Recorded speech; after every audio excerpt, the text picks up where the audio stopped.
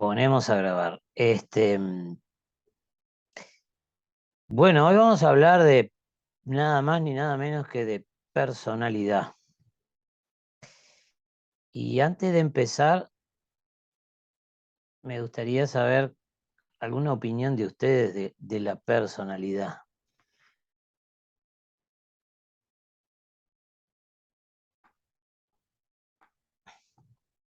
¿Tendrá que ver con los trastornos?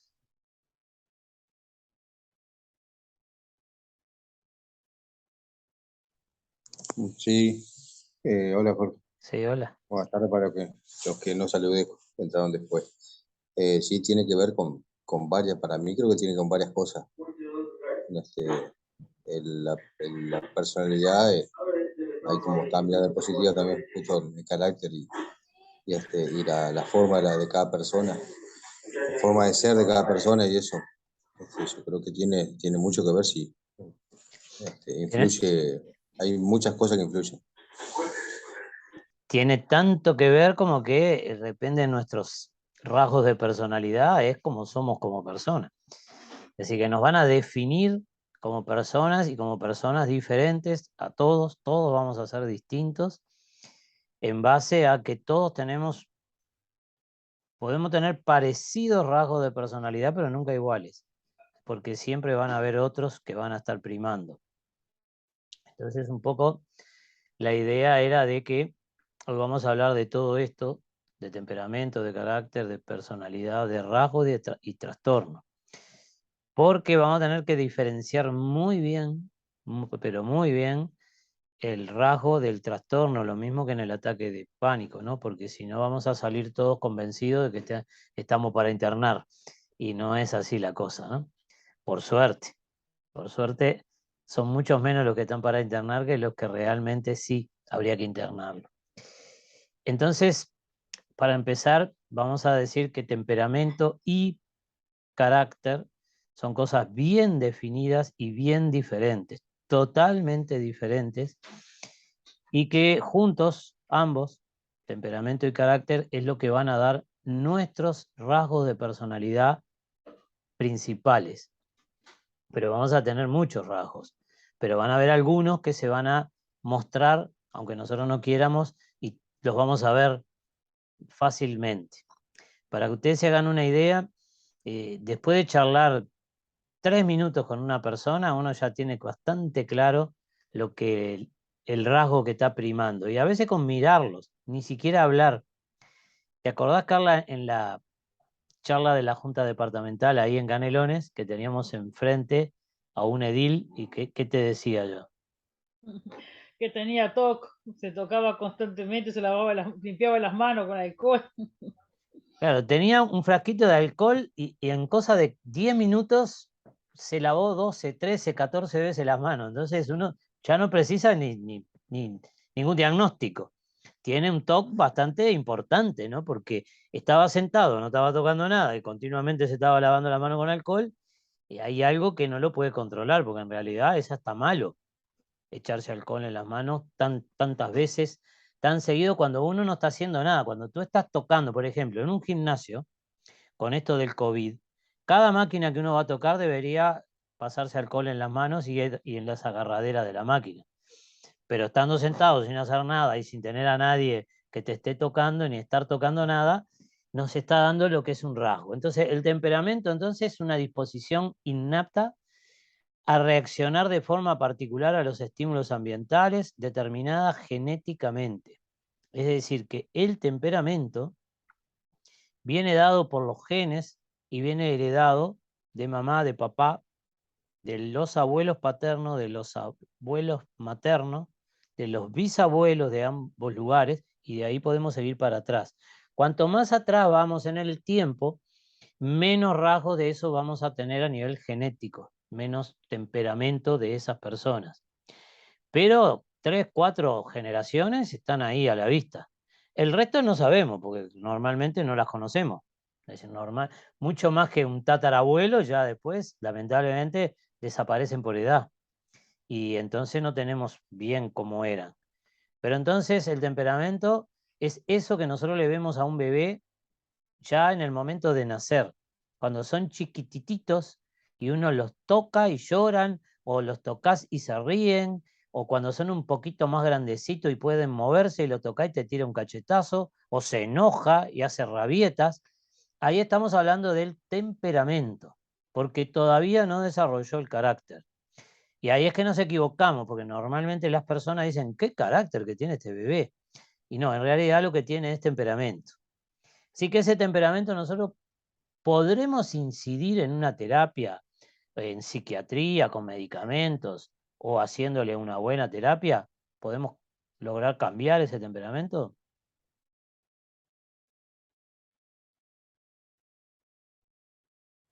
No se peleen por contestar. Pueden contestar y equivocarse. Acuérdense lo que decimos siempre.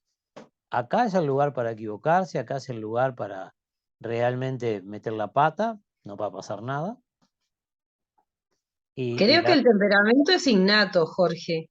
Es innato, sí, lo estamos diciendo, es innato, pero yo puedo trabajar con él, yo puedo hacerle terapia, puedo darle pastillas, psicofármacos.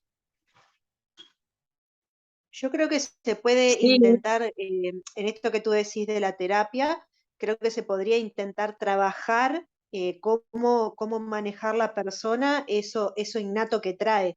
No sé, desconozco hasta qué punto lo puede revertir o encauzar de alguna manera. Bueno, mire, hasta hace muy poquito, estamos hablando de poquitos años, pero poquitos, el temperamento se decía que era totalmente inamovible, porque viene con los genes, viene heredado, yo ya lo heredé y esto no lo cambia nada.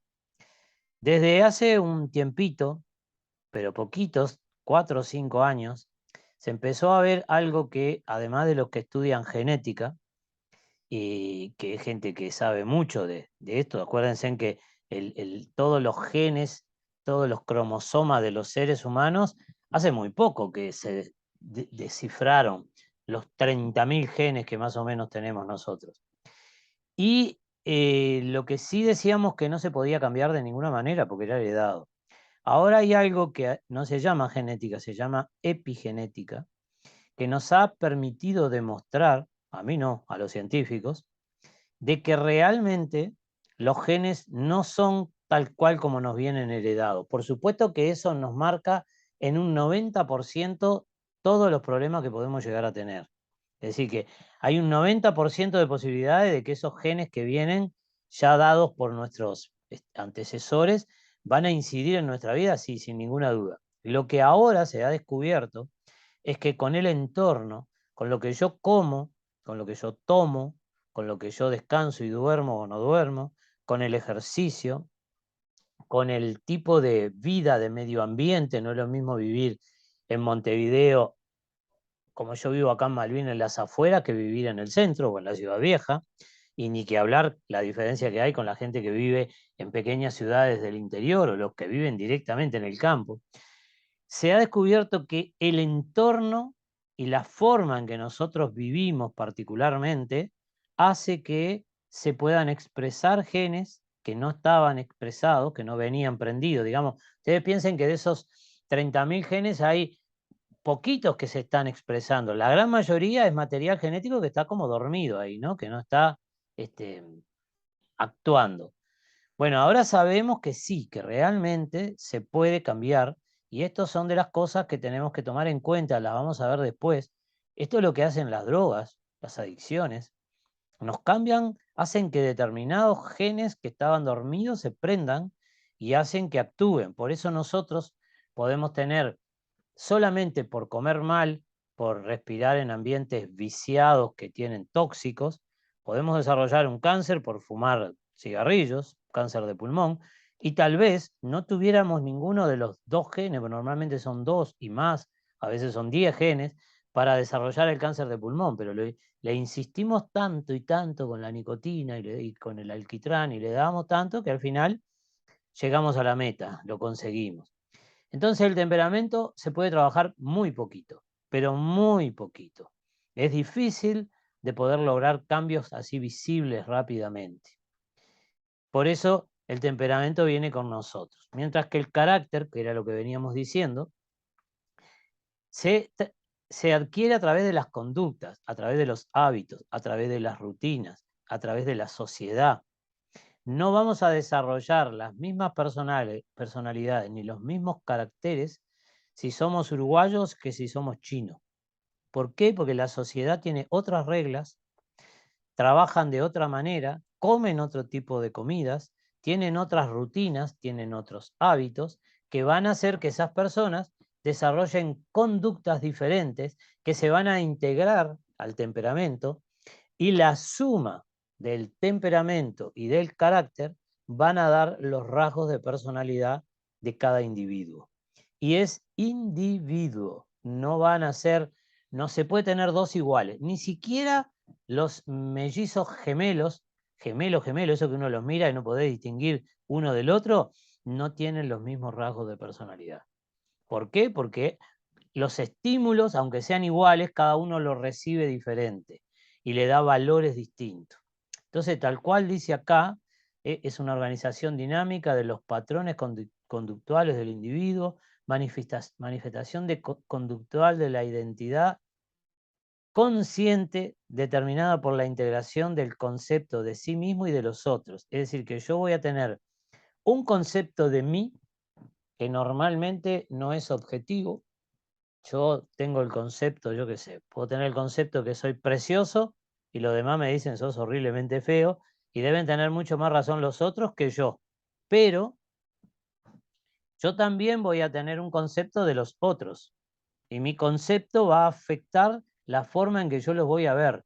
Los voy a ver educados, con mala educación, los voy a ver personas que rompen las reglas, porque rompen reglas de repente que no molestan a nadie, pero me molestan a mí personalmente. Entonces, voy a desarrollar conductas de acuerdo al concepto que yo tengo de mí mismo y del concepto de los demás. Fíjense qué complejo se hace esto, porque esto empieza apenas nacemos, ¿no? Y empezamos a adquirir cosas que ni siquiera sabemos, que nos las van dando, pero después nos van a marcar absolutamente todas las cosas de nuestra vida. Entonces, los rasgos de personalidad. ¿Qué son los rasgos de personalidad? Acá dice, vamos a leer la definición y después vamos a traducirla al español. Son patrones persistentes de formas de percibir, relacionarse y pensar sobre el entorno y sobre uno mismo que se ponen de manifiesto en una amplia gama de contextos sociales y personales. Estas son las definiciones que yo digo del libro, que si yo te hago un examen y te digo que me ponga la definición, uno no se acuerda de esto ni por loco. Pero sí lo podemos resumir diciendo que son los rasgos persistentes, no, permanentes. Son los rasgos que yo tengo, que voy a reaccionar frente a cualquier cosa que pase en el exterior, con otros o conmigo, de acuerdo a esos rasgos de personalidad que yo tengo. Entonces, por ejemplo, una persona agresiva que tiene rasgos de personalidad agresivos marcados, pero fuertemente marcados, va a reaccionar en forma agresiva frente a determinadas cosas que otras personas ni siquiera se dan cuenta, ni se inmutan, pero esta persona sí va a reaccionar de esa forma, porque eso es lo que aprendió, son las conductas que adquirió y son lo que tenía de alguna manera ya sembrado, es decir, para cosechar desde el temperamento, desde que nació. Y eso va a hacer que sean mis rasgos de personalidad fundamentales. Entonces, ¿qué pasa? Cuando nosotros empezamos a hablar de la personalidad, ya estamos hablando de que se integró. ¿Qué es lo que tenemos que saber? Porque cometemos un error, porque la mayoría de la gente no lo puede entender, porque las reglas y normas que tenemos en los países nos dan, por ejemplo, la mayoría de edad a los 18 años, para algunas cosas, para otras a los 16, para otras a los 21. Como que ahora está casi todo más o menos a los 18 años. No sé si se acuerdan que hace un tiempo, si no tenías 21 años, no te podías casar sin permiso de tus padres. No podías sacarte el pasaporte o salir del país. Ahora casi todo se bajó a los 18. Ahora, ¿qué pasa? La personalidad de un individuo, que viene, ya dijimos, muy marcada con lo genético, se va a ir armando con el carácter, es decir, todo lo que me da el mundo exterior, que decir que papá, mamá, mis hermanos, mi familia, los vecinos, el barrio entero, el país, la ciudad y el país, porque recuerden siempre que no es lo mismo ser de Montevideo que ser de Rivera, o de Cerro Largo, de Paysandú o de Salto. Tenemos otras costumbres, no somos exactamente iguales, aunque todos somos uruguayos. No somos iguales a los argentinos en la mayoría de las cosas. Quiere decir que la sociedad es muy importante. Todo eso se va a terminar de armar la personalidad alrededor de los 23, 24 años. Quiere decir que por comodidad decimos que a los 18 años nosotros ya somos mayores de edad para determinadas cosas frente a la ley, pero nuestro cerebro no es mayor de edad todavía. Todavía no está maduro por completo. Entonces ahí hay una dualidad de criterio de qué es lo que vamos a hacer.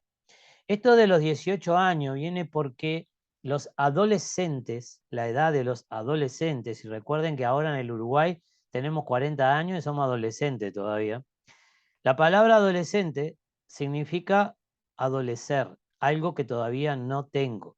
Es decir, que el adolescente todavía no es maduro, todavía no es una persona íntegramente formada. Y en Estados Unidos y en Europa se dice que son teenagers. Los teenagers son de los que tienen las edades que son 13, 14, 15, todo lo que llegan hasta los 18, hasta el 18. Y después 19, que son los 19, y después pasamos a los 20, a los 20. Es como que después de los 18 dejamos de ser teenagers, que son los adolescentes para ellos. Pero también es por comodidad, eso no es que sea así.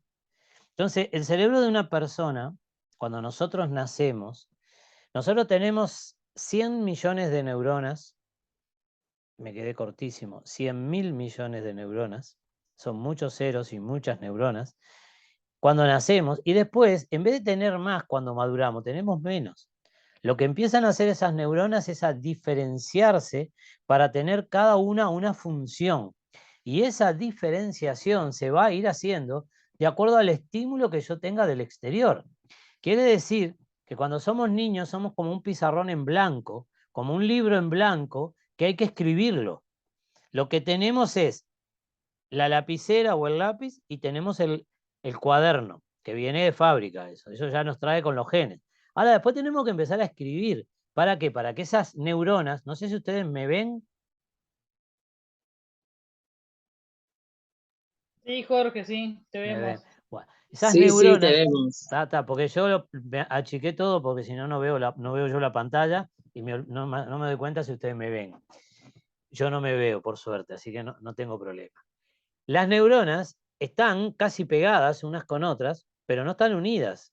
Para unirse tienen que desarrollar dendritas, que vienen a ser como mis dedos, y ellas se van a empezar a entrelazar. Cada neurona, de esas 100.000 millones de neuronas, cada una puede relacionarse hasta con 10.000 neuronas de al lado. Entonces ustedes empiecen a imaginarse que ahora ya tenemos 100.000 millones por 10.000. Las conexiones no están hechas. Las conexiones se van a ir haciendo en base a los estímulos. Entonces yo vivo en una familia, ya que hemos hablado tanto de ansiedad, donde todos son ansiosos, donde tienen conductas ansiosas. ¿Cuáles son las conductas ansiosas? El comer apurado, el no quedarme quieto, el estar continuamente adelantándome a las cosas. Me siento a comer y me siento a comer y mi madre me está diciendo, cuando termines de comer tenés que lavar el plato.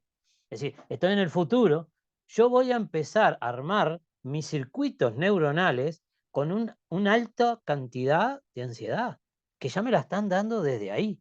Además de la que yo podía traer, porque algunas de esas neuronas ya vienen entramadas. Por ejemplo, las que hacen que el sistema nervioso autónomo, ¿se acuerdan aquel que dijimos, el simpático y el parasimpático? Que el simpático es el que me acelera, es el que me estimula hacia arriba y el parasimpático es el que me baja, y que están siempre luchando para tener un equilibrio, mantener un equilibrio. Quiere decir que cuando yo me altero, el equilibrio se rompe hacia arriba, pero este otro, el parasimpático, va a trabajar para bajarme. Y si estoy bajoneado con una depresión, el simpático va a trabajar para subirme. Eso lo traigo de fábrica, sí. Porque yo cuando nací, mis pulmones ya respiran, mi sangre y el corazón están funcionando y recorriendo todo el organismo para llevar la alimentación, la glucosa. Así que a esas neuronas que ya están, le tengo que empezar a agregar cosas nuevas que me vienen de afuera. Entonces, es vital. Nosotros podemos, decían antes, yo quiero fabricar un delincuente con un niño, sí lo puedo fabricar. Yo le voy dando conductas de delincuente y haciéndole creer que eso es lo normal y que eso es lo que está bien, y él va a hacer esas cosas. También puedo ver un niño que viene mal cableado de fábrica, ahora ya no por el ambiente mamá, papá, la abuela, el barrio, son toda gente tranquila, apacible, ninguno rompe las reglas. Y nosotros vemos un chico que ya empieza a pintar como que va a estar fuera de la norma, que va a romper las leyes y que puede llegar inclusive a ser un asesino en potencia o un violento que va a pegar y que se va a pelear con todo el mundo y que puede llegar a herir o asesinar a una persona. Esos niños cuando son chiquitos gozan y se sienten felices lastimando a los animalitos. Pinchan al perro, matan pajaritos, matan hormigas. Esos chicos que tienen tendencia a que pasa un animalito y pum, y le tiran una patada y le pegan. Ahí hay que abrir los ojitos, pero grande, ¿no? Es decir, ahí tenemos que empezar a trabajar mucho para que eso no se siga desarrollando, porque si no lo paramos dándole conductas y hábitos apropiados, vamos a tener un delincuente. De la misma manera que si tenemos un niño que no pinta para delincuente, pero decimos, mirá, cuando pase el perro, pegale una patada, y yo le pego una patada, él va a imitar lo que papá, mamá, los hermanos, los amiguitos o en la escuela hagan. Esos niños que le hacen bullying a otro, esos niños ya tienen un rasgo de personalidad marcado de hostilidad hacia las demás personas. Y eso después va a desarrollar a una persona que le va a costar convivir en una sociedad en forma apacible y normal. Le va a costar muchísimo seguir las normas. Por eso a mí me parece que este tema, que es engorroso, es un tema que inclusive cuando uno va a estudiar, ya no en los grados, en los posgrados, siempre son complejos de la personalidad, porque nunca está nada claro. Es bueno bajarlo a tierra, porque con esto estamos trabajando todos los días, los papás, los mamás, los hermanos, los tíos, los abuelos, los maestros, los docentes, es fundamental. Y acá viene eso de que no importa con quién te juntes, porque si vos sos una persona diferente, no se te van a pegar las drogas, ni el alcohol, ni las malas conductas. Señores, se nos pega todo. Y cuanto más chiquito, peor todavía. No venimos con un escudo. Esas cosas que vemos y hacen los demás, nosotros las vamos a imitar. Y una de las cosas que más hacen los niños y aprenden es por imitación. Cuando uno mira a un niño, uno se ríe, la mamá se ríe y el bebé se ríe. Y dice, pues todavía no sabe lo que es la risa. Pero su cerebro viene preparado para saber que una sonrisa le prende el sistema del placer y se siente más feliz. Y después, él sabe que al reírse se siente bien y ve la carita de mamá y él ya se sonríe. Así como le enseñamos a sonreír, les enseñamos las cosas malas. Así que es muy importante todo este tipo de cosas. Vamos a leer la definición del libro. Personalidad es el fondo estructural y dinámico, perenne y propio de cada individuo en el que intervienen como componentes principales la constitución somática, los instintos, las tendencias, la afectividad, la voluntad, la inteligencia, la escala de valores y también de modo indirecto pero evidente todo aquello que rodea al hombre, es decir, a su perimundo. ¿Ves qué definición complicada para decir que es la unión del carácter y del temperamento y que el carácter es aprendido y el temperamento es heredado? Y ya está, con eso somos unos genios con esa definición. Ahora, todo esto que dice acá, constitución somática. ¿Saben lo que es? ¿Qué es el soma?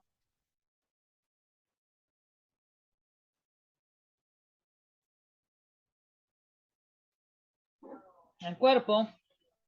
Ahí está. El soma es todo lo que tiene que ver con nuestra estructura, con nuestro cuerpo. ¿Está? Todo lo somático. Por eso cuando una persona tiene ansiedad, alguno dice, sí, porque yo la somatizo en el estómago y se me hincha la panza. ¿Por qué? Porque el estómago, ¿dónde la somatizo? En el cuerpo. Los instintos.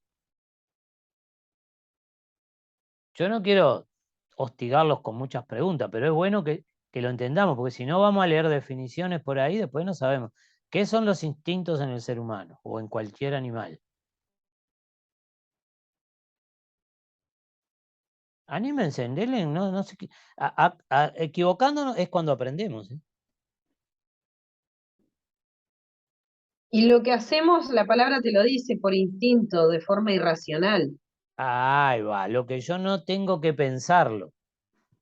Yo actúo directamente. Por ejemplo, yo tengo hambre y como. Y si no como, voy a pasar muy mal, porque mi cerebro se va a encargar de hacerme sufrir de que tengo hambre. Pero además tengo que comer, ¿por qué? Porque si no como, me muero. ¿Y se acuerdan cuáles son los instintos básicos? Yo tengo que nacer, crecer, reproducirme y morirme. Y el instinto, lo que va a hacer antes de morirme, es mantenerme vivo. Entonces, el instinto está dado por el cerebro reptiliano, que es el más antiguo que tenemos, porque los reptiles también tienen instintos. Y por supuesto que los mamíferos más que nada. Es decir, si yo a un perro agarro un palo y le pego, la segunda vez yo agarro el palo y el perro ya sale corriendo o me ataca directamente. Cuando le amago a tirar una piedra, tengo dos reacciones. O se me viene arriba o dispara. Eso es el instinto de conservación. Dentro del instinto están también esto que yo le decía, la parte del sistema nervioso autónomo, que es el simpático y el parasimpático, porque yo a mi corazón no le tengo que decir que lata. Él sabe que tiene que latir. Y sabe a cuántas pulsaciones. A mi basal, que todos tenemos diferente, anda entre los 60 y los 80, depende de la persona, depende de la edad, depende si está gordo, si está flaco, depende si hace ejercicio o no. Una persona que entrena en forma aeróbica, miren qué dato le voy a dar, que además sé que está Janet por ahí, no sé si está Juancito, que son muy deportivos. El corazón se entrena. El corazón de una persona que hace ejercicio aeróbico, sale a correr, sale a caminar, pero a caminar rápido, no mirando vidrieras, y lo hace constantemente, juega al fútbol, juega al básquetbol, por supuesto, anda en bicicleta, bailan 2 horas por día todos los días. Esas personas empiezan a desarrollar una tolerancia, el corazón crece muscularmente porque es un músculo que hay una parte que es lisa, pero hay una parte que es estriada y esa crece, y pasamos a tener mucha menos cantidad de pulsaciones, porque el corazón es más grande, es más musculoso, entonces con una pulsación hace llegar más cantidad de sangre que el de otro chiquitito que tiene que pulsar varias veces para poder llevar la misma cantidad de sangre que la que precisamos. Yo entrené toda mi vida, yo tengo sentado acá con ustedes 52, 53 pulsaciones.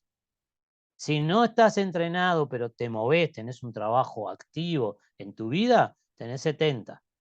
Y si no haces nada, podés llegar a tener 80. Ahora ustedes piensen, 30 veces menos por minuto que late un corazón.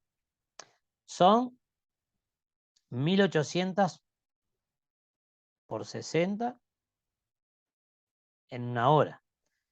En 10 horas son 18.000 latidos. En 24 horas son 40 y pico de mil. Vamos a poner 40.000, les hago un descuento. 40.000 por año. En 10 años, 400.000 latidos menos.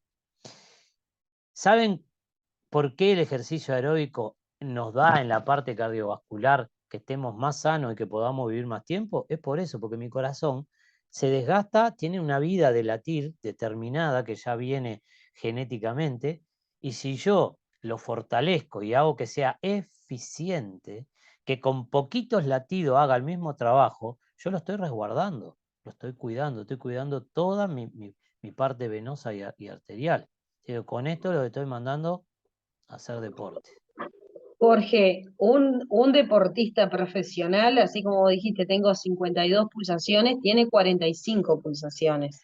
Sí, son los Entonces, muy entrenados. Normalmente andan muy ahí claro, un deportista profesional. Sí, Después, es como vos decís, cada vez, a medida que vas entrenando y que tenés hábitos de ejercicio a diario o 3 veces a la semana, tenés un promedio entre 58 y 70 pulsaciones, que es lo ideal, ¿no? Porque ya Sí, de sí, ahí para adelante. el profesional no es saludable. Es bueno para el deporte, pero no es para la salud. Nosotros no nacimos para entrenar tan fuerte, genéticamente. Por eso los que entrenan de esa manera se diferencian de los demás porque están súper preparados para eso, para lo que hacen, no están preparados para todo, solo para eso.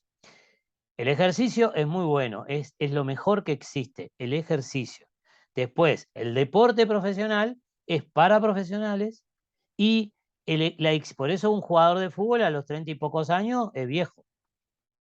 Un jugador de tenis, que son los que juegan más, o de básquetbol, a los 40 años ya lo jubilan. Porque no pueden jugar más, porque no podés entrenar de esa manera. Porque tu organismo no lo permite. Bueno, pero en definitiva, vamos a seguir acá. Los instintos, entonces, todo aquello que yo hago y reacciono en mi defensa para estar mejor o acomodarme al entorno sin tener que pensarlo. Yo no tengo que pensar en eso lo hace mi organismo solo. La afectividad, acá ya no tiene nada que ver con la genética ni con nada de eso, es decir, yo voy a desarrollar mi personalidad en base a la afectividad que reciba. Un niño que recibe amor, que recibe cariño de su familia y fundamentalmente de mamá y papá, va a desarrollar un tipo de personalidad mucho más sociable que otro que los papás no lo quieren, le pegan, le gritan o no lo atienden. Ustedes saben eso de que un niño que esto se da con el apego. El apego es cuando yo al niño lo tengo que tocar. El niño necesita sentir el calor de mi piel, hablo de la mamá o del papá también, ¿eh? El calor, los latidos, el aroma. Los niños que nacen y los ponen en una cunita y no los tocan, que lo hicieron, la verdad que fue muy cruel, y no los toca nadie, solo le dan de comer, los cambian y los dejan quietos y no reciben nada de afectividad, se mueren. Por más que le den de comer, que los traten, que no dejen que se enferme, se mueren. Necesitamos somos seres sociables. Por eso el apego hace segregar determinadas hormonas y determinados neurotransmisores que hacen que ese bebé se sienta querido y se sienta bien y se desarrolle muy bien esto que dice acá abajo, su inteligencia, que va a dar su máximo. No sé cuál es, no todos tenemos las mismas facilidades para las cosas, pero inteligentes somos todos. Simplemente algunos somos más inteligentes para una cosa y otros más para otra. Pero no hay personas no inteligentes. Todos son inteligentes. Todos pueden aprender. A uno le puede costar mucho aprender matemática, pero de repente es brillante en historia. Y el que es brillante en historia, capaz que no puede sumar 2 más 2 rápido, pero lo suma. A la larga lo suma y lo va a aprender. Entonces, cuando hablábamos de las hormonas, lo vamos a dar después, lo vamos a ver, las hormonas de la felicidad, las hormonas del amor, las hormonas del apego, todas esas las vamos a ir viendo porque son las que nos permiten después desarrollarnos. Entonces, de la inteligencia indirectamente ya hablamos, todos somos inteligentes, más, menos, pero inteligente no en el IQ, esto que te miden con los test. Los test te miden, ¿saben lo que miden esos test? La velocidad. ¿A qué velocidad? Porque el que termina antes es el que tiene más IQ, tiene más inteligencia. No es que sea más inteligente, es más rápido. Y si las preguntas que hacen son de las que tiene cierta facilidad, le va a ir mucho mejor que a otros. Pero no significa que sea más inteligente, es más rápido para otras cosas. La voluntad. La voluntad es todo un tema. Y la idea es que para ustedes y para mí y para todos, la cambiemos porque la voluntad en el ser humano no es lo que nosotros decimos, qué voluntad que tiene, cómo se levanta temprano, va a trabajar, está lloviendo, duerme poco, trabaja 14 horas por día, pero le da de comer a sus hijos, paga el alquiler. Todas esas cosas, cuando no me gusta mucho el ejercicio y voy y hago 2 horas de ejercicio, y digo, qué voluntad que tiene, pensá que no le gusta, pero va igual. La voluntad se dice científicamente que no existe. En el ser humano lo que existe es la motivación. Yo hago las cosas de acuerdo a lo motivado que yo esté o lo que hacer esas cosas me devuelva de satisfacción, aunque no me guste mucho, me tiene que dar satisfacción. Entonces, la voluntad se estima que la vamos a sacar de lado porque la voluntad es para las cosas que se hacen sin mí. Eso de hágase la voluntad, se hace sola.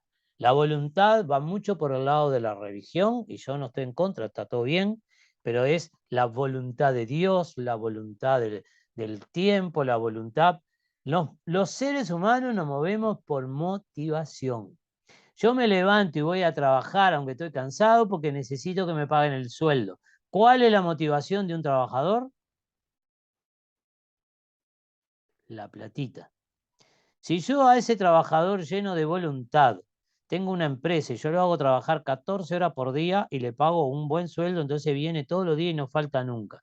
Yo vengo y le digo, bueno, a partir de mañana tenés que hacer las 14 horas, pero dejo de pagarte, no te voy a pagar más. ¿Sigue trabajando? Y no, Ni Entonces una hora. decimos, qué falta de voluntad que tiene, ¿no? No, no tiene motivación. ¿Cuál era la motivación? El sueldo. Hay gente que hace voluntariado, y ahí no es voluntad de esto, sino que es el voluntariado de trabajar y no cobrar. Esa gente lo hace y le están pagando. Sí, yo que hago voluntariado, ¿Y qué es lo que puedo recibís decir, a cambio? claro, yo siento la satisfacción de cuando hago una obra, el dar al otro, pero en realidad es egoísta también, porque yo no es que doy por el hecho de dar, sino que yo me siento bien dando. Exactamente, es recíproco. Yo ayudo a la gente, pero en realidad cuando la estoy ayudando yo me siento bien. Hay un niño llorando y yo voy y lo agarro y le digo, no llores, ¿qué te pasa? Y lo calmo. En realidad, cuando yo lo calmo a él, me estoy calmando yo también. Y después me voy con mi orgullo por allá arriba y digo, hice una obra de bien y realmente me sentí bárbaro. No lo tomo como un trabajo. Por eso siempre les voy a decir que hay que trabajar en las cosas que nos apasionan. Y si nos pagan un sueldo por hacer lo que nos gusta, somos las personas más aventuradas del mundo. Ojalá todo el mundo pueda trabajar y le paguen por hacer lo que le gusta. Siempre estamos en trabajo que no nos gustan del todo y tenemos que hacerlo por obligación. Por eso sentimos esa sensación horrible de que llega el lunes y tengo que ir a trabajar.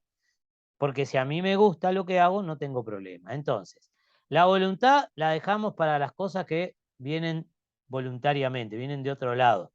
Pero yo me muevo, ustedes y todos nos movemos en base a motivación. Una mamá, cuando el niño está llorando a las 3 de la mañana, ¿se levanta por voluntad o se levanta a las puteadas que estaba durmiendo y cansada? Se levanta y va. Pero ¿qué es lo que va a lograr? Que el bebé deje de llorar. El bebé deja de llorar y ella se puede volver a acostar. Entonces le pagaron. ¿Cuál fue el pago? Que el bebé dejó de llorar y se puede acostar de nuevo. Es motivación. Yo me levanto motivado a solucionar ese problema para después poder tener el tiempo para mí. Muchas de las cosas que hacemos son por egoísmo. Y una de las relaciones más egoístas del mundo es la relación de pareja. Nosotros vivimos con alguien, estamos en pareja, porque esa pareja a mí me está dando algo que yo necesito, yo quiero y yo valoro y que me hace sentir bien. Cuando no me dé ese algo, se terminó la pareja. Por eso hay parejas que están juntas, por ejemplo, por dinero. El marido o la mujer, el que fuera que tenga el dinero, perdió el dinero y se terminó la pareja. Se terminó el amor. Es decir, pero se amaban tanto y se querían tanto, se terminó la plata y se terminó el dinero. Hay parejas que están juntas porque en su afán motivacional quieren tener hijos. Tienen hijos, se hicieron grandes, llegamos al nido vacío, se fueron, y gente vieja que dice, vivieron 40 años juntos y ahora se divorcian. Sí, porque ya no tienen algo en común que los una. Las parejas están juntas porque están realmente egoístamente sacando provecho. Todos sacamos provecho. Yo voy a trabajar porque de ese trabajo algo estoy sacando. El sueldo o porque me gusta, o porque no tengo más remedio, o porque tengo que pagar el alquiler, o porque tengo un préstamo, una deuda que la tengo que pagar. Pero siempre voy motivado por algo. Entonces dicen que la escala de valores. La escala de valores es fundamental, es por lo que nos movemos. Los valores, estamos hablando acá de lo que es ético y lo que es moral. Y los valores los da la sociedad en la que yo vivo. Por ejemplo, nosotros valoramos las vaquitas porque nos gusta el asado y nos comemos las vaquitas. Algunos musulmanes, las vacas son sagradas y no se pueden comer. Así que el valor se lo vamos a dar en base a lo que las normas sociales tengan. Los chinos se comen los perros. Nosotros si cocinamos un perro, yo no sé quién se lo come acá. Hay que estar muy muerto de hambre para comérselo. Pero si no, no es normal. Y también tenemos los valores de las reglas, los valores sociales. Los valores de que nosotros decimos que, no sé, a ver, algo bien extravagante para que les choque. Yo no me debo casar con mi hermana o no puedo tener sexo con mi hermana. ¿Y por qué? ¿Quién dijo eso? ¿De dónde salió?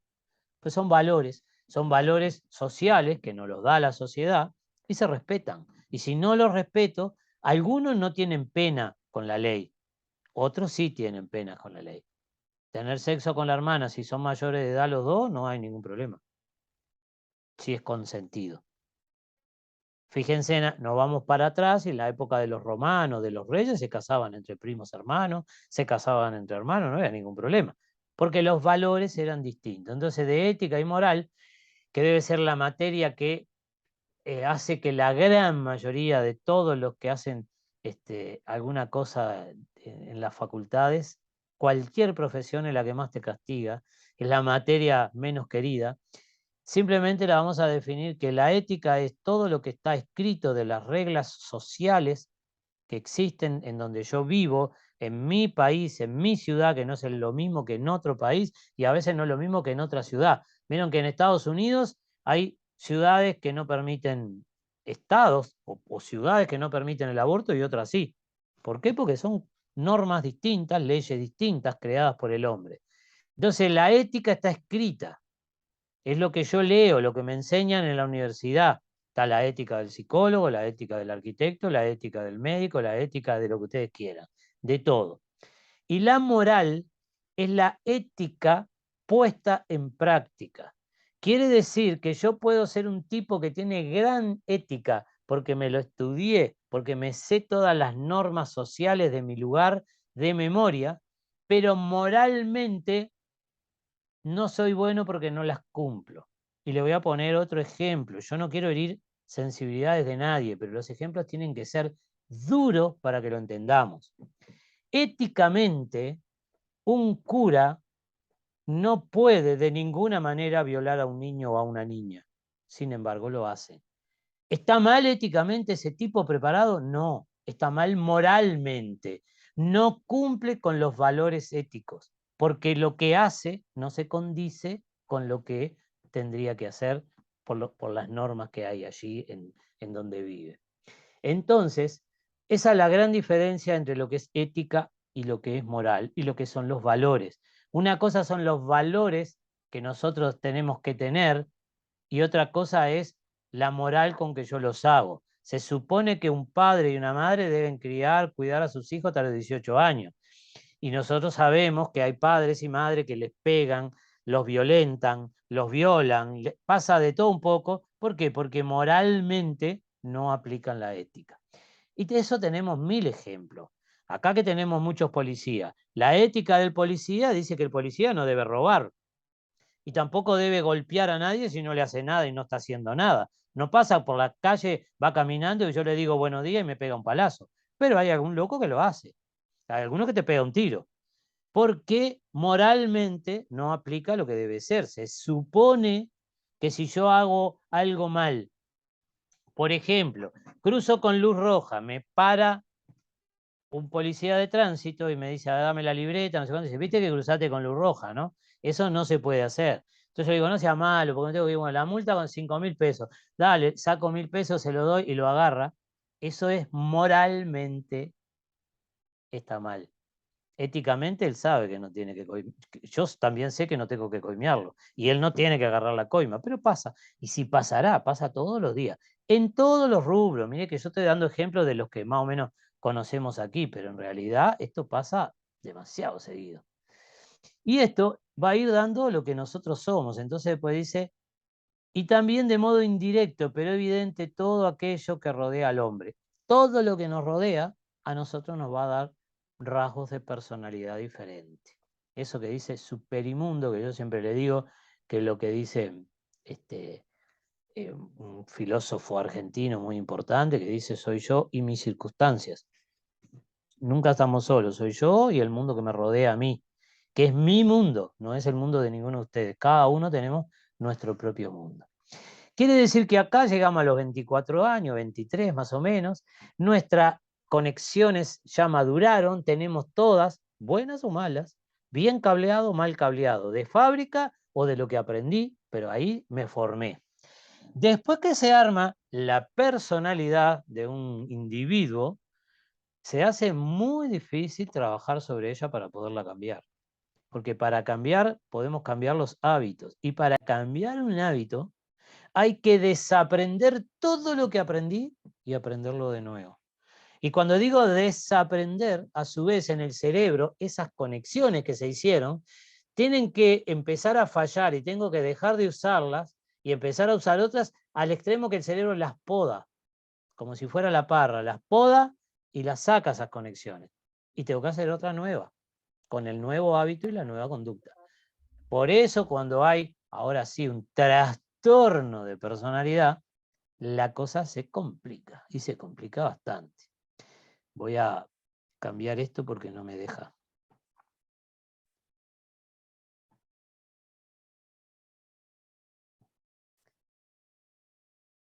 Un segundito nomás porque me quedé conversando mucho, parece.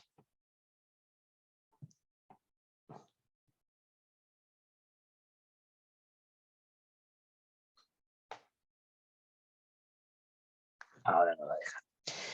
Entonces, cuando llegamos a un trastorno de personalidad, ¿qué es lo que sucede?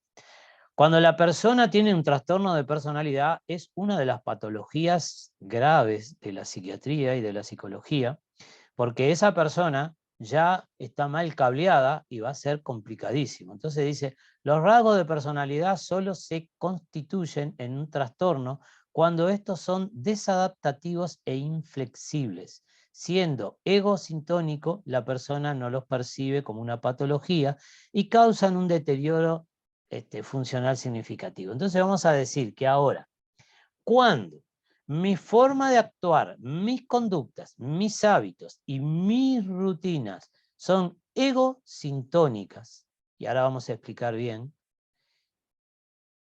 yo tengo un trastorno de personalidad porque lo que yo hago le molesta a todo el mundo menos a mí. Entonces, ¿cómo nosotros diagnosticamos? Cuando son egodistónicos, es decir, que está en distonía, que está en desacuerdo conmigo, yo no tengo un trastorno de personalidad porque yo hago algo que a los demás le molesta, pero yo soy consciente que también le molesta a los demás. Lo estoy haciendo adrede, si quieren. Le pego a alguien o le grito a alguien porque no le gusta que le griten, pero yo soy consciente que no le gusta que le grite y le grito. Y además, puedo amacarme, puedo gritar más alto, más bajo, yo veo, me acomodo. Cuando hablamos de un trastorno de personalidad, decimos que es egosintónico y de esto nos damos cuenta. Mire cómo ustedes van a aprender a diagnosticarlo sin tener que hacer 5 o 6 años de facultad. Qué fácil que es. Cuando a una persona te habla otra y te dice que lo que hace es malo, que le molesta, que no le gusta porque hace determinadas conductas, yo qué sé, por ejemplo, tira la yerba del mate en el piso de la cocina en vez de en el tacho de la basura. Entonces a la esposa o a la madre o al padre o a los que vivan, al hermano, le molesta, pero a esa persona no le molesta. Entonces cuando uno los tiene que vienen a una sesión o vienen a pedir una consulta, un consejo, no, un asesoramiento, Nunca viene el que tiene trastorno de personalidad. El que tiene trastorno de personalidad, a él no le molesta, por eso es egosintónico, está en sintonía conmigo. Tirar la yerba en el piso es lo más natural. A lo que le molestan es a los otros. Entonces, cuando tú lo entrevistas y le decís, bueno, viniste acá a pedir una consulta, ¿qué es lo que te molesta o por qué venís? Y cuando uno ya ve que no viene solo, lo trae la madre, el padre, la esposa, alguien que viene y pidió la consulta, no fue esa persona. Entonces uno dice, no, porque el problema que hay, dejas hablar a los familiares y dicen, no, porque no podemos vivir más con él, porque las conductas que tiene, las cosas que hace son insoportables, porque no le explicamos y no entiende y no quiere cambiar y no hay manera de que cambie. Después vos le preguntás a la persona, que se supone que es la que tenés que tratar, y vos le decís, ¿cuál es el problema que tienen ustedes ahí familiarmente, o con los amigos, o en el trabajo? Esa persona que tiene un trastorno de personalidad te va a decir, yo no tengo ningún problema. Los que están locos son ellos. Ellos son los que tienen que cambiar. Yo no tengo que cambiar nada. Lo mío está perfecto. Son ellos. Ellos me hacen la vida imposible. Entonces, eso nos está demostrando, si las cosas que hacen están fuera de la norma, de que esa persona tiene un trastorno de personalidad que no lo puede ver, porque para él está bien. Y vamos a ver algunos trastornos de personalidad de los jodidos, ¿no? De los sencillos y de los complicados. Todos son bravos. Esto yo lo voy a pasar medio rápido, porque esto es lo que dice, ¿se acuerdan? Yo le dije que el DSM-4, DSM-5, estas siglas que ustedes ven acá, las voy a marcar con el mouse, esto acá, esto significa Manual de Estadística de Diagnósticos. Ahora ya hay un DSM-5, este es el 4. Entonces, esto es lo que estadísticamente encuentran, y esto cuando uno estudia psiquiatría o psicología tiene que aprender estas cosas. Y dice que tiene que tener alguno de estos síntomas por más de 2 meses, 1 mes o 3 meses, depende. En realidad esto es muy, muy técnico, muy de manual, muy de estadística. En la realidad algunas de estas cosas se dan, pero no se dan todas. Pero sí, vamos a ver entonces qué hay. Tenemos patrones que se dan, que tenemos que juntar a la gente, porque decimos que son todos distintos, pero ¿cómo hacemos? Yo no puedo aprenderme los rasgos de personalidad diferente o la forma de todas las personas del mundo, porque yo nunca voy a saber quién me viene a consultar. Entonces lo que hacemos es juntarlos. Entonces tenemos los que tienen categoría C, D, E y F. Entonces decimos que los que están en el C es un patrón persistente que provoca malestar clínicamente significativo o deterioro social, laboral o de otras áreas importantes de la actividad del individuo. Así que ese individuo con este trastorno de personalidad le está costando meterse socialmente, en el trabajo tiene problema en el estudio, problema en la pareja. Y todo esto que dice acá, que después ustedes lo van a tener, yo no voy a entrar a detallar demasiado en privado, porque vamos a ir viendo cada uno de los trastornos. Entonces vamos a ver qué es lo que realmente los distingue a los trastornos. Tenemos trastornos, ya trastornos es una patología, ¿eh? Entonces, antes de eso, pues se me va la hora y no quiero dejarlos que todos seamos con un trastorno de personalidad. En la personalidad hay muchos trastornos, hay muchos rasgos de personalidad. Acá ustedes van a ver que incluye algunos. Antisocial, límite, histriónico, narcisista. Después tenemos evitativos, de dependencia, obsesivo, compulsivo. Y también tenemos algunos otros que acá no están, acá arriba, perdón, me lo estaba salteando, que son los más jodidos, que son los psicóticos, el paranoide, el esquizoide y el esquizotipo. Estos son los que deliran, los que hablan solos, los que pueden llegar a sentirse perseguidos, que están continuamente mirando para todos lados, los paranoicos pensando en que los están persiguiendo y no lo persigue nadie. Bueno, de estos rasgos A, B y C, todos tenemos de todos. Ahora, va a depender de cómo estén mezclados. Acuérdense que yo les daba un ejemplo que era del 5 de oro, que si con 5 números es casi imposible acertarle, ustedes imagínense con 1, 2, 3, 4, 5, 6, 7, 8, acá hay 9, 10 y 11, pero en realidad son como 18 los rasgos de personalidad. Todos tenemos de todo y están mezclados diferente, por eso ninguno de nosotros va a ser igual a otro. Porque si con 5 números yo puedo hacer tanta mezcla que es casi imposible acertar, con 18 es un merengue muy complicado. Pero además me va a definir a mí, sin tener ninguna enfermedad, ninguna patología, que 1, 2 o 3 de esto prime más en mí, sea más importante que los otros. Y eso hace que yo tenga determinados rasgos de personalidad marcados, y estos inclusive se buscan cuando uno va a pedir trabajo y le hacen una entrevista de trabajo por profesionales. Esos profesionales van a buscar que tengas determinados rasgos de personalidad porque sirve para ese empleo.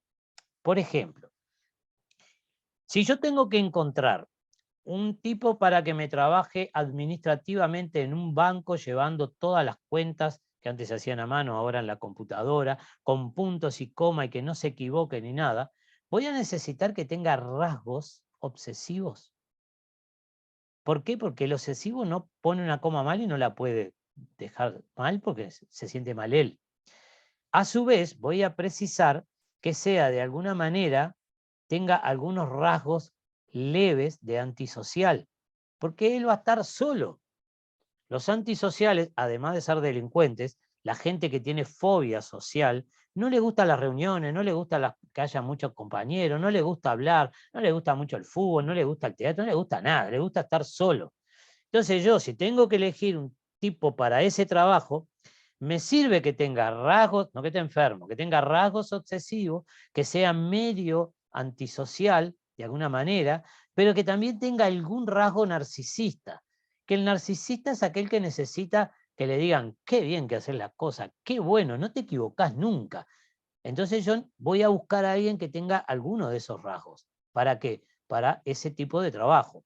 Ahora yo voy a empezar a buscarme, tengo que seleccionar un actor, un cantante, un bailarín.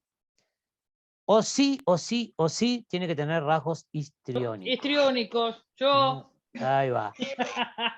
Que no se callan, que se ríen, que no tienen vergüenza, y que le gusta que los aplauden, y que le gusta el público, y que cuando está en público se siente bien, y no tiene ninguna enfermedad. Pero si no tiene rasgos histriónicos, no lo puedo seleccionar para que sea un actor. ¿Un político tendrá que ser histriónico y narcisista? Sí. Cuando entonces busco a alguien para la política, tiene que ser histriónico, porque si no le gusta el público y tiene que pararse en un estrado a hablar, estamos liquidados. Una persona maestra, un docente, alguien que da clase, que le gusta que lo escuchen y que le gusta explicar y que le gusta que la gente le diga, qué lindo, cómo entendí, ¿necesita tener rasgos histriónicos y narcisistas? Sí. Me voy a poner yo de ejemplo. Si a mí no me gustara estar en público, no estaría dándole este tema a ustedes, ni daría conferencias, ni charlas. Y al final, cuando uno termina y te aplauden, aunque no te vayan y te vengan, pero si no te aplauden no te sentís bien, por lo menos vos querés que te devuelvan algo.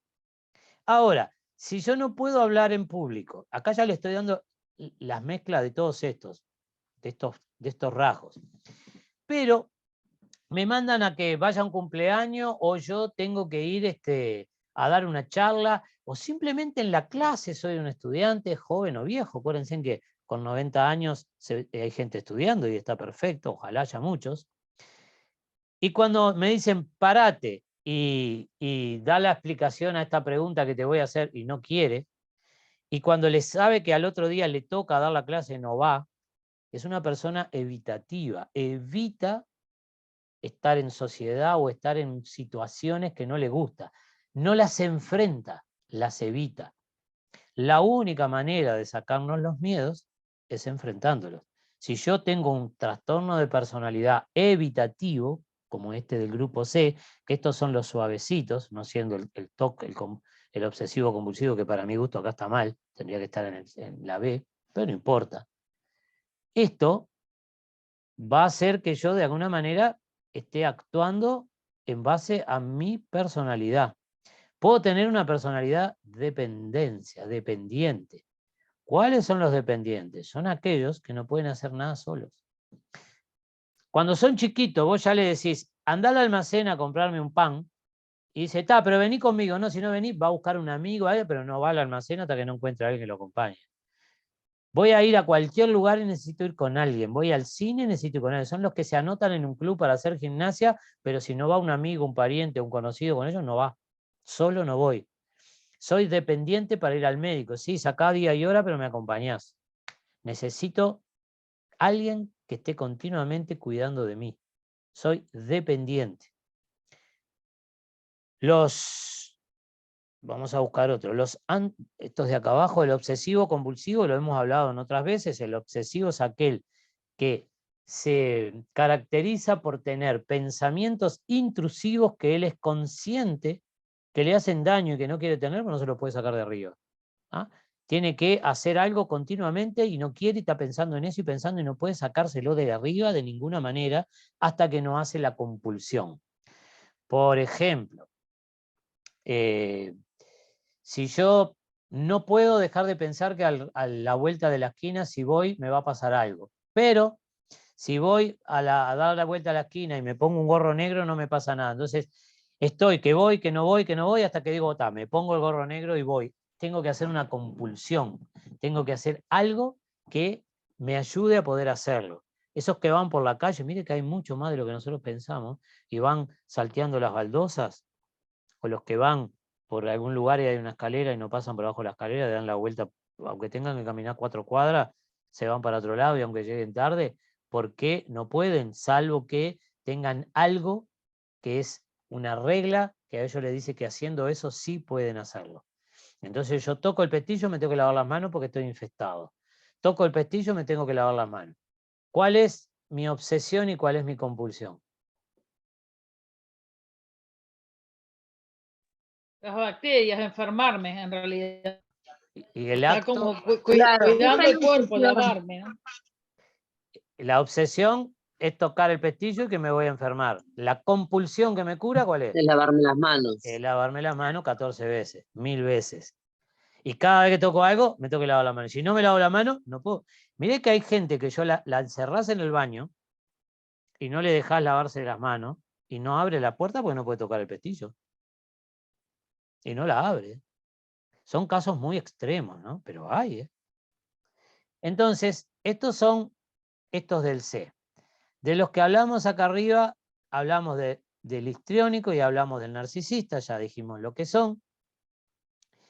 Yo cuando estábamos en el fútbol a veces en forma de broma, ¿no? Porque además lo conozco, hemos compartido ratos juntos y somos bastante amigos, que es Juan Ramón Carrasco, el que sabe algo de fútbol. Carrasco te dice, como yo lo hago, no lo hace nadie. Yo soy el mejor, yo soy el más lindo. ¿Será narcisista? Sí. ¿Es un enfermo? No, no llega al grado de enfermo, pero el rasgo que prima en él es el narcisismo. Entre otros, ¿no? Entonces, ¿qué pasa con esto? Se lo estoy diciendo a ustedes acá en vivo, pues se lo digo a él, se lo he dicho más de 1.000.000 de veces en la cara, ¿no? Porque en realidad no es por una enfermedad, más esto es público, sale en los diarios, en la televisión, en todos lados. Entonces, el histriónico ya dijimos que es aquel que precisa público, que no tiene vergüenza. El trastorno límite de la personalidad. Cada vez hay más, cada vez lo detectamos más, porque antes no es que no había, sino que no los diagnosticábamos bien. Los borderline. Ahí va. Esto lo van a encontrar en los libros como límite, borderline o si no, fronterizos. Significa siempre que están en el límite de la frontera, ¿no? Estoy en Rivera y meto una pata en la calle de Santana y otra en la calle de Rivera, ¿no? Entonces estoy en el límite. Por eso soy fronterizo o soy borderline, que en inglés significa línea del borde. Entonces, estos grupos son muy complicados porque son personas que tienen la necesidad de que les presten atención, son demandantes, no pueden manejar sus impulsos, es decir, que actúan sin pensar a impulso y no importa el daño que le ocasionen a otro o que se ocasionen a sí mismos. Y a su vez, viven toda su vida con un vacío interno, se sienten vaciados, sienten como que no tienen algo, como que tienen un agujero en el pecho y en el estómago, como que no hay nada ahí adentro. Es una sensación terrible y horrible. Y son todos esos, más que nada chicos y chicas, y más que nada chicas más que chicos, que se cortan y se lastiman, que se hacen heridas, autolesiones. Son muy complicados, son muy difíciles, porque la palabra de cómo se define el nombre lo está diciendo. Es límite porque por momentos son totalmente normales, entre comillas, acuérdense que la normalidad, ninguno de nosotros es normal del todo, y actúan totalmente bien, a veces por horas, a veces por días, a veces semanas, a veces pueden llegar hasta meses. Y en determinado momento, por algo que no lo pueden manejar o controlar, que ni ellos mismos tienen claro a veces, hay que ayudarlos mucho para que identifiquen, se van de mambo y se sienten tan horrible que se psicotizan, llegan a lo psicótico, a lo más jodido de los trastornos psiquiátricos, y la única manera que encuentran de poder salir de eso, que no pueden salir, no como el obsesivo compulsivo que va y se lava las manos, no pueden salir de allí, se cortan y se lastiman. Y lo que nos dicen a los terapeutas es mucho menos doloroso hacerme un tajo, un pinchazo, clavarme una jeringa, una aguja o cortarme, que el dolor moral, porque se le llama así dolor moral, que yo estoy sintiendo. El dolor moral no lo puedo soportar. Cuando me lastimo, dejo de sentir el dolor moral para sentir el dolor de lo que me lastimé. Y con eso salgo de la psicosis y a veces puedo retomar mi vida normal. También a veces se pasan de mambo y se suicidan, porque depende de dónde te hagas el tajo, cómo te lo hagas y de qué manera. O qué quieras hacer, porque se lastiman algunos de otra manera. Los que tienen bulimia, muchos también tienen trastorno límite. ¿Cuál es la forma de agredirse? Comer, comer, comer, comer, comer, comer, comer hasta vomitar. Y después se sienten horribles, se deprimen y después para sacarse la depresión vuelven a comer, comer, comer, comer, otra vez. Eso es hacerse daño. Y de alguna manera todos somos un poco trastorno límite, porque a veces hacemos cosas que sabemos que nos van a hacer mal y las hacemos igual. Entonces, un alcohólico que toma y sabe que se va a emborrachar y después sentirse mal, ¿tendrá algo de estos rasgos?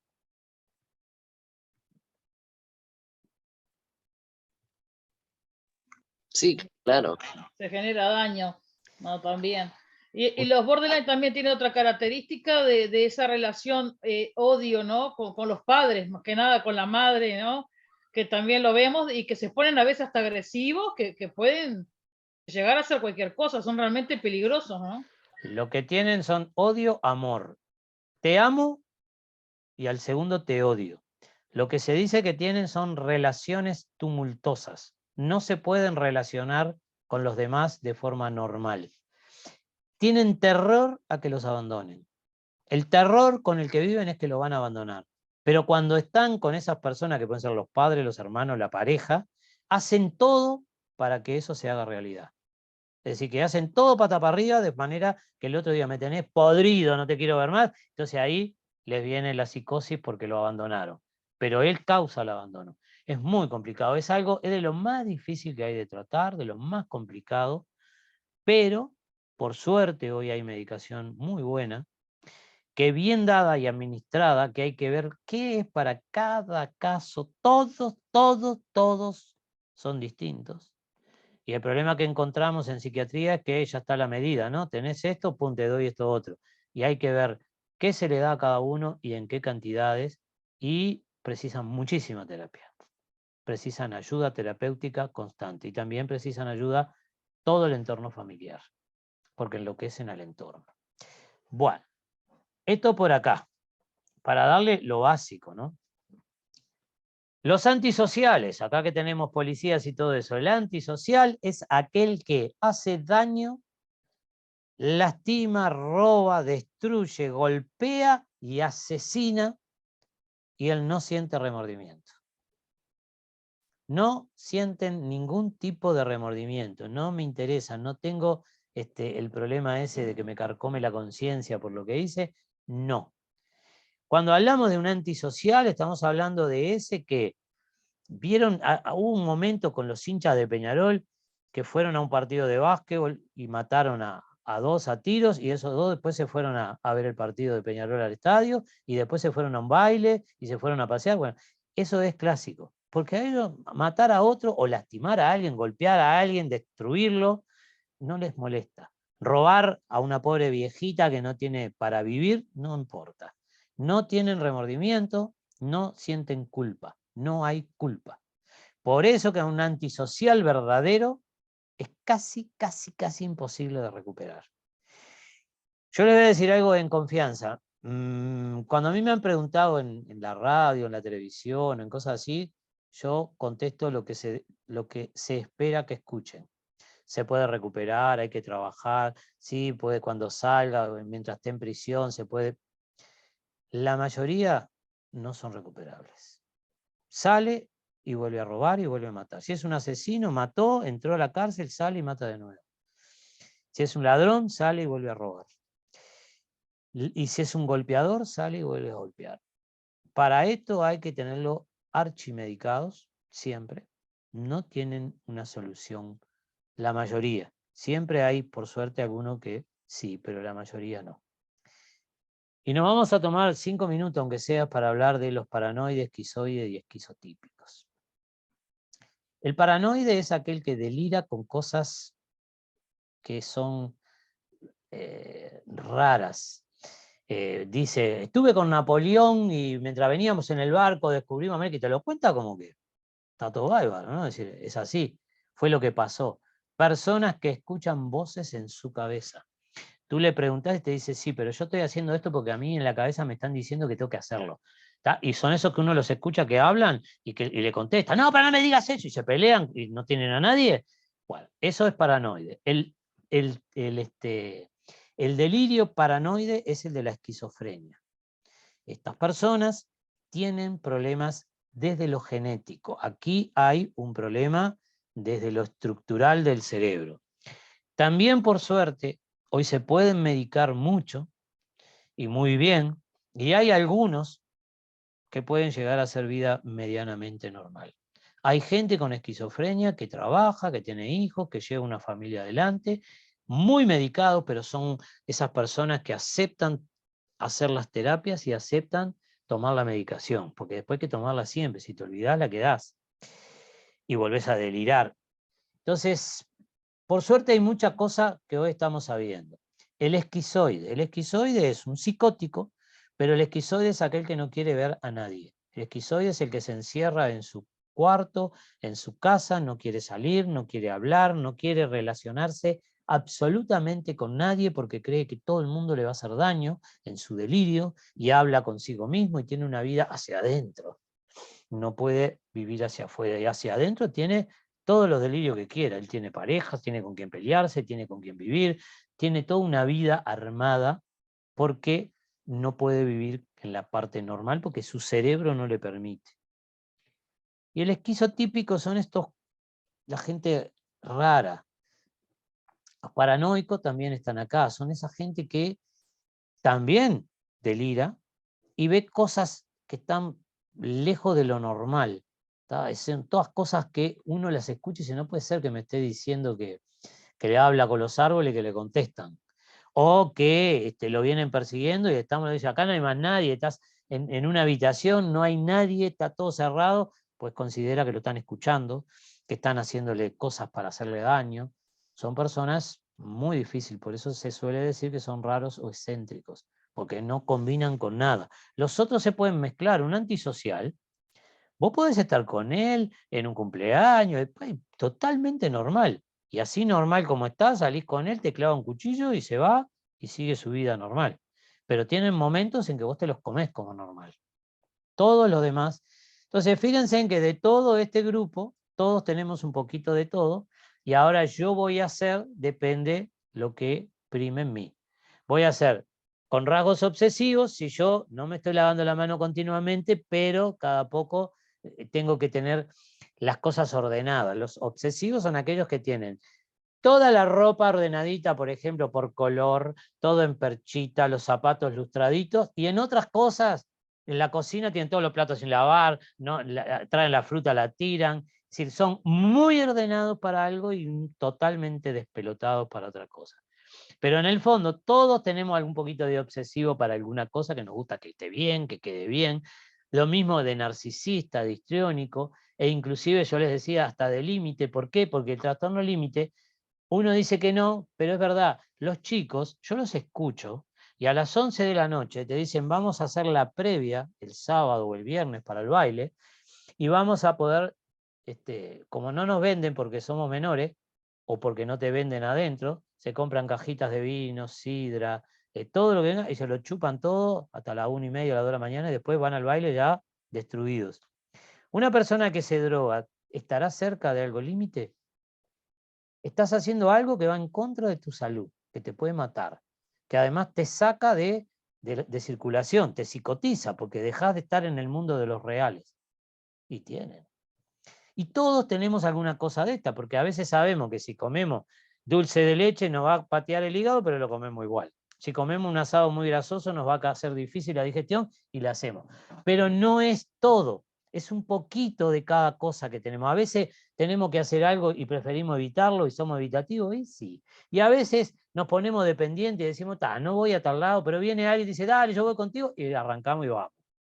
Es decir, que de alguna manera todos tenemos de todo esto, pero tenemos rasgos, no trastornos, ¿está? Así que no se sientan que están en el mismo lugar. Mire, el antisocial, vamos a ver por arribita. Las personas que tienen trastorno típicamente no tienen en cuenta los sentimientos, ni la propiedad, ni la autoridad, ni respeto hacia los demás, ¿está? Y no tienen sentimiento de remordimiento ni culpabilidad. Entonces el antisocial, yo lamento que el tiempo no nos dé, o salvo que ustedes quieran comentar y hablamos de algunas preguntas que tengan y dejamos para ver junto con lo que nos toque la próxima vez un poco los síntomas, porque miren qué lindo, el antisocial es el victimario. Dice, las normas de otros son malas las normas, solo los tontos siguen las normas. Yo no soy tonto, yo las normas las rompo. Las normas tienen que eliminarse, están para complicarme la vida. ¿Para qué hicieron? ¿Quién armó la ley? ¿Quién dijo que robar es malo? Yo soy el mejor, yo no me equivoco, yo no tengo ningún problema, los problemas los tienen los demás que hicieron las leyes. ¿Para qué hicieron las leyes? Lo primero para mí es el placer, mi placer. El placer de los demás no existe. Si yo para sentir placer tengo que violar a alguien, lo violo, es problema que si no le gustó que se joda. Si otros sufren por mi conducta, es problema de ellos. Tiene que ser ahora, si no me voy a frustrar. Es decir, que cuando yo quiero robarte, te voy a robar. Si te quiero pegar, te voy a pegar. Y si te quiero matar, te voy a matar ahora. Después veremos qué pasa. Porque yo sé casi todo. Yo soy una persona que estoy por encima, soy el avivado, soy el más listo de todos. Bueno, y así viene un poco, está la explicación de cada uno de estos. Yo diría que... Jorge, el acumulador, que el mal de Diógenes, que yo estoy en contra con que se le llame Diógenes, después explicaré el por qué, pero el acumulador, ¿en cuál trastorno entra? Es un TOC. El acumulador es un TOC, no puede desprenderse de las cosas porque todo le sirve, no puede sacarse nada de lo que tiene, todo lo acumula, todo lo tiene ahí guardadito y es un TOC. Un TOC muy jodido, ¿no? Hay gente que no puede parar de acumular, que tiene cosas que es increíble, que no sirven para nada más, además, ¿no? Porque podía acumular plata y tenía un montón de plata, pero no. No, basura. Sí, lo que venga. Está dentro de los TOC mezclado con psicótico, ¿no? Con alguna psicosis. Preguntas, todas las que quieran.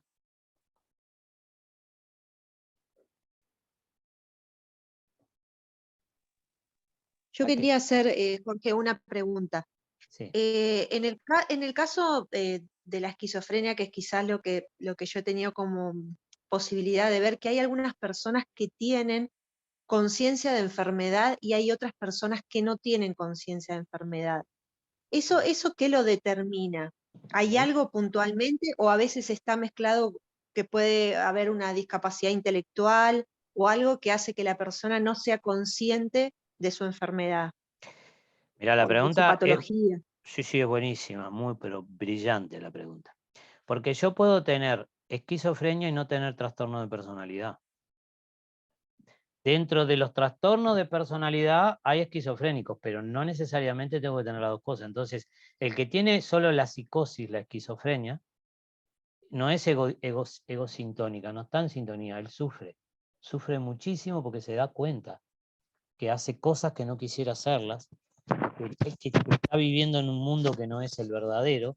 Cuando está medianamente bien se da cuenta, inclusive cuando lo medicás, a veces al principio, hasta que si no tiene una buena terapia es peor, porque se da más cuenta todavía de que está enfermo.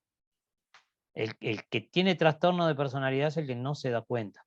Ahora, la esquizofrenia, que tú la tocás, que es muy importante, es lindo. Yo no me quiero meter porque yo me entusiasmo, a mí estos temas todos me gustan, y les voy a aclarar que me gusta mucho la docencia, me gusta mucho saberlo. Después en las terapias hay algunos casos que son para salir corriendo, ¿no?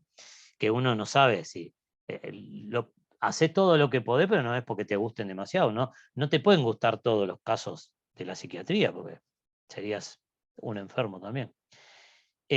La esquizofrenia es genética y realmente es una falla de la estructuración del cerebro que normalmente ya viene, es totalmente heredada, ya viene. Normalmente en la familia hay psicóticos, si no esquizofrénicos hay gente con psicosis.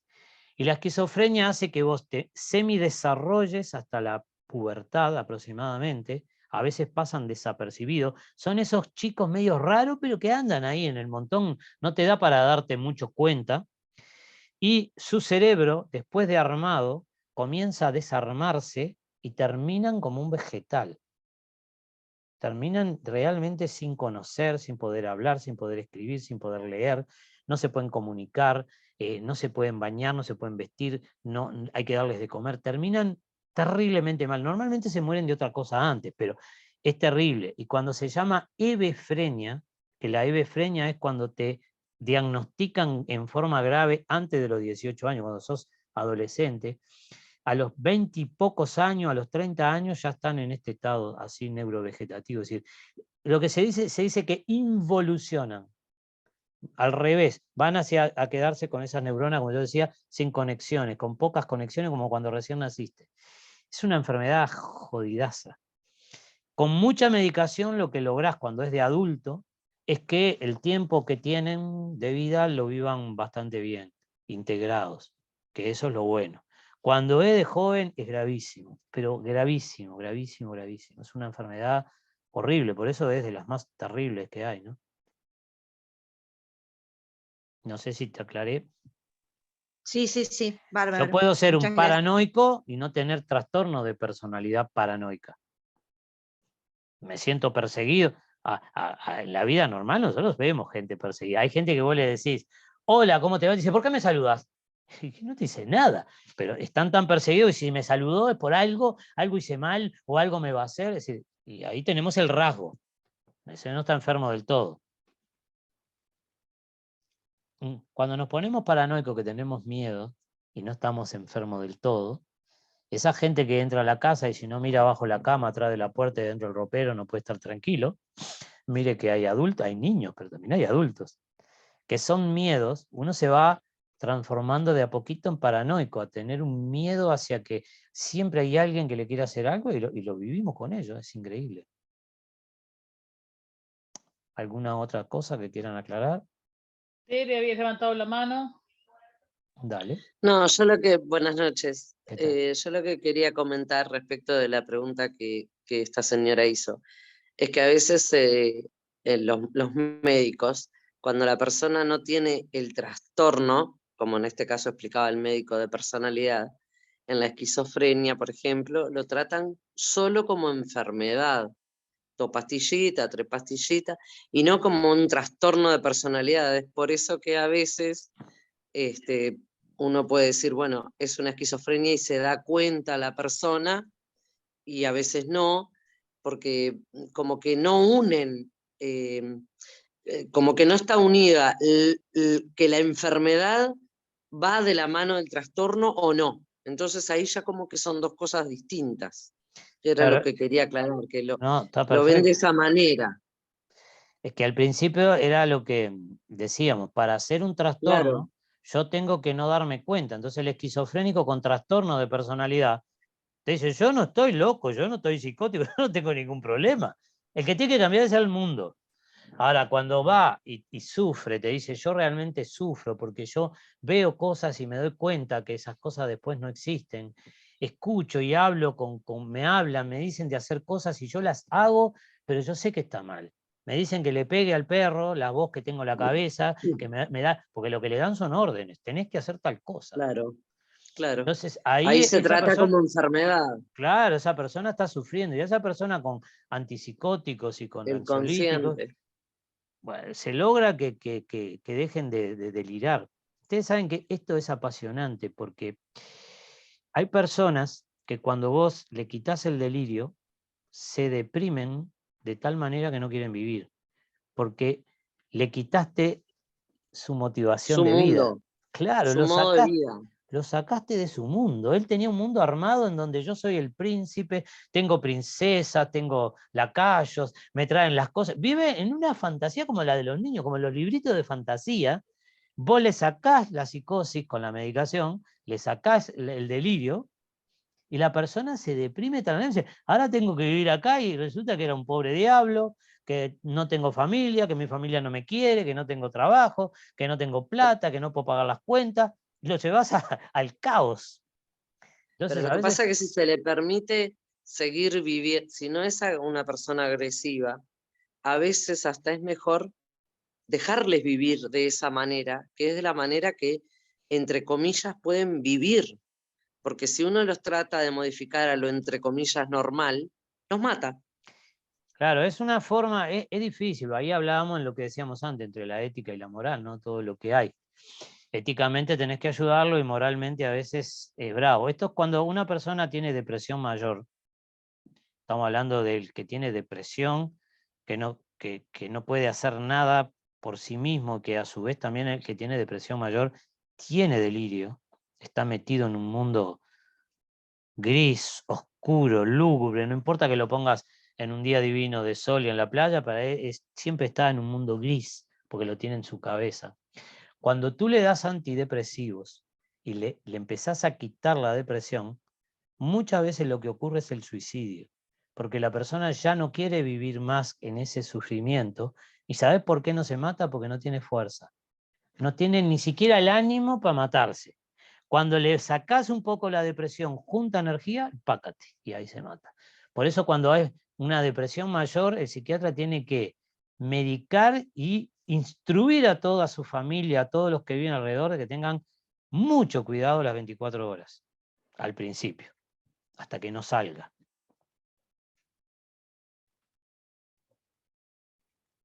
Bueno, no sé si tienen alguna otra cosa.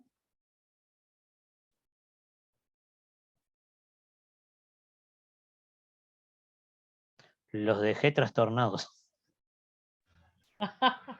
Digan que no, que mi puchero ya está pronto. Voy a comer ahí entonces. Vení, prima, vení, claro. Claro, Hoy ahora Estoy escuchando voces. que me dicen, venía a comer, venía a comer. Venía a Ustedes saben comer que, puchero. ahí está, cuando hablamos de ansiedad, de los trastornos de ansiedad, más grave es la bulimia y la anorexia, ¿no? Que yo creo que yo los nombré nomás, pero que no hablamos. Y es jodido, de eso hay muchísimo actualmente, pero muchísimo. Que actúa fundamentalmente en las mujeres y fundamentalmente a las jovencitas, pero después en los grandes también, ¿eh?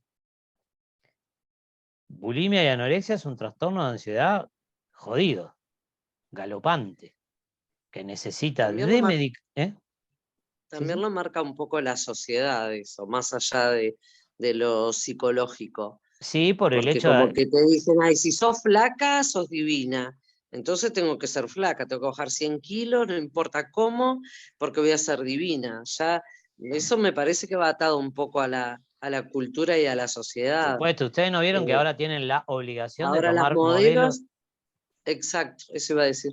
tienen que tener formas, e inclusive hay modelos, pero acá en el Uruguay hace muy poquito, yo no sé si está vigente, se acaba de escribir y de tratar de poner a andar una ley que obliga a todas las tiendas a tener XXL. Sí, ya está.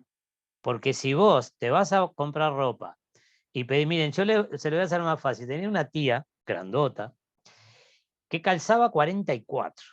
Entonces le daba, pero me da vergüenza ir a un lugar de zapatos de mujer y pedir 44, que entonces la técnica de ella era, decía, bueno, quiero esta sandalia. Entonces decía, bueno, ¿qué talle le traigo? 38. Pues ay, me queda un poquito ajustada, tráeme un talle más. Me queda mal, me trae otro talle. Eso es porque la sociedad, una mujer no puede calzar 44. ¿Por qué no puede calzar 44? Y si vas a pedir una blusa y te dice, sí, el único talle que hay es este, hay único. Y si vos estás pasado de peso, no te sirve. Si sos demasiado flaco, tampoco te queda bien. Entonces ahora tienen la obligación de tener esos talles. Y está bien, porque en realidad el problema es cuando hay enfermedad, pero si después por la estética, no tiene nada que ver que sea gordo o que sea flaco. Hay gente que no puede ser de una contextura demasiado frágil, como eran las modelos, porque tu genética no te lo permite. Ya nacés. Esto es como el deporte, que en algún momento vamos a hablar. Vos nacés con fibras musculares que son genéticas. Si tenés muchas fibras musculares, hay fibras musculares blancas, rosadas y rojas. Si nacés con muchas blancas, vas a ser un velocista, pero no tenés fuerza. Si nacés con muchas rojas, sos una persona con mucha fuerza. Hacés pesas, son esos chiquitos que levantan un montón, pero son lentos para todo, hasta para pensar. Y los que tienen resistencia, el que corre una maratón, que corre 20 kilómetros, que trabaja de albañil 14 horas por día, porque trabaja de albañil o cortando el pasto, lo que sea, esa gente tiene muchas fibras rosadas. Todos tenemos de las tres, pero prima uno como en la personalidad. Entonces, si vos naciste en forma con muchas fibras rojas, vas a ser robusto y no vas a poder, por más que quieras adelgazar y que te quieras afinar y que hagas ejercicio, siempre vas a tener una estructura fuerte. Y después los huesos, ¿no?